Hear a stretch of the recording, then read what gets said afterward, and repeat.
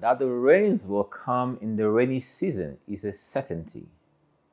What we do when the rains come is what's not so certain.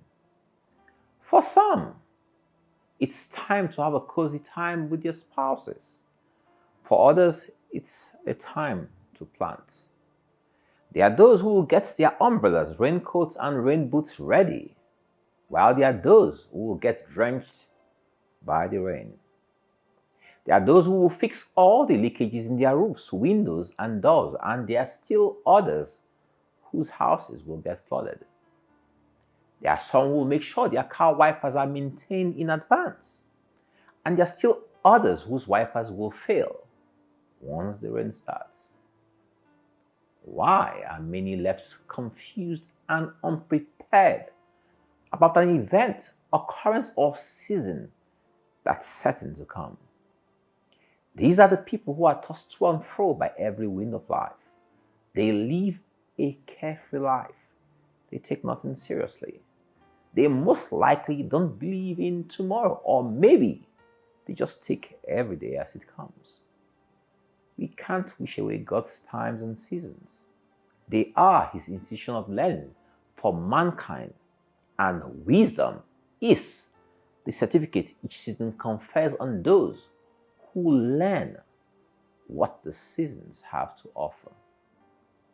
Generations of some families struggle to pass through a particular season, and this is what they now term generational curses.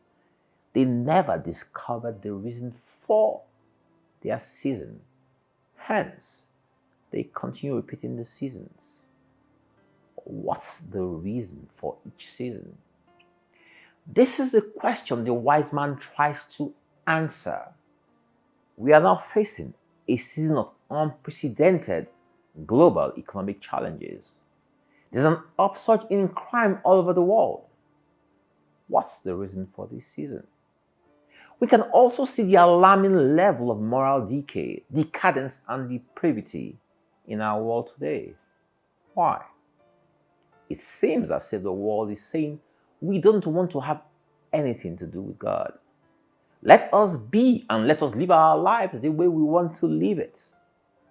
The truth is that Sodom and Gomorrah is child's play compared to what we are witnessing today. What lessons have we learned from the experience of Sodom?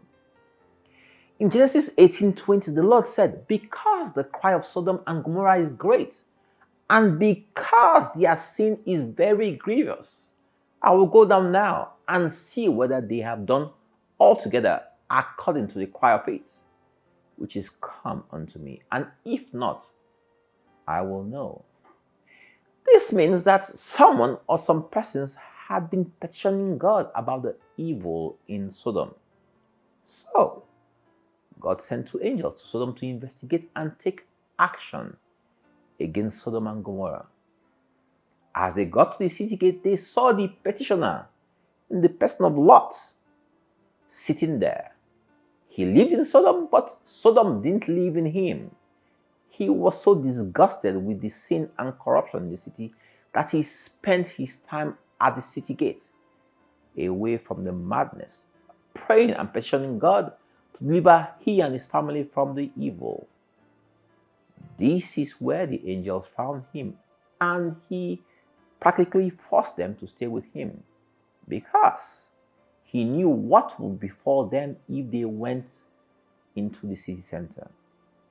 But the inhabitants of the city got wind of the fact that strangers were being camped in Lot's house, and they mobbed his house.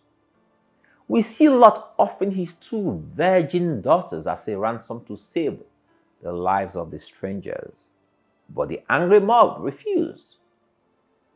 What we see from this is that despite the moral decadence in the city, Lot's daughters were still virgins.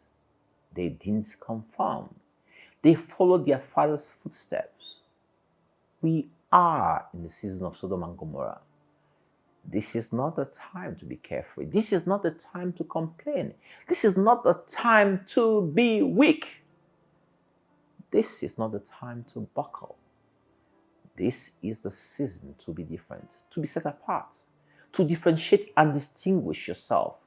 You don't have to join the mob. You don't have to be a part of the social media craze. You don't have to bow to mammon. Your job in this season is to be like Lot and petition God to save your city. Stay away from the madness. It's not a matter of if the rains will come, but when the rains will come. So, you prepare for the rains. It's not a matter of if God will answer your prayers, but when the angels will get here. So you wait patiently and prepare. Don't be found wanting before the angels arrive. Don't say, if I can't beat them, let me join them. Dare to be different. This is the reason for this season. There is a season called eternity. Only those who are different make it to eternity. Only those who are set apart make it to eternity. Only those whose eyes are stayed on him as they await his coming at the city gate will make it to eternity. The God we serve does not fail those whose trust is in him. God will deliver you and your family from this evil around us.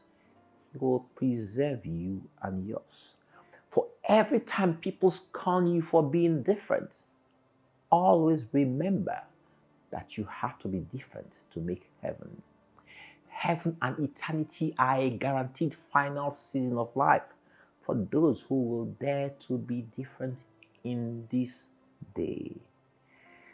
Know ye for a certainty that this season will surely come, and you have to prepare for it.